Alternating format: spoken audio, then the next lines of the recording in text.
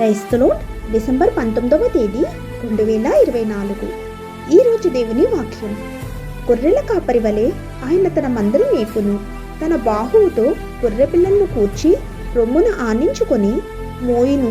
పాలిచ్చు వాటిని ఆయన మెల్లగా నడిపించును. యెషయా గ్రంథం 40వ అధ్యాయం 11వ వచనం. దేవుడు తన ప్రజలకు ఇచ్చే నిర్దేశాన్ని నొక్కి చెబుతుంది.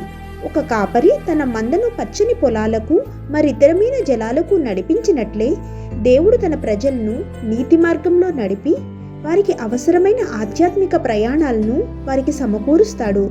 గొర్రె పిల్లలను సమకూర్చుటకును ఆ గొర్రె పిల్లలను మోసుకొని పోవుటకును శక్తిగల కాపరి యొక్క బాహువుకు మధ్య ఈ వచనంలో బలమైన వ్యత్యాసం కూడా ఉంది. దేవుడు శక్తిమంతుడు, బలవంతుడు అయినప్పటికీ ఆయన ప్రేమగల కనికరంగల స్వభావాన్ని కూడా కలిగి ఉన్నాడని ఈ వచనం గుర్తు చేస్తుంది. ఆమేన్. God bless you.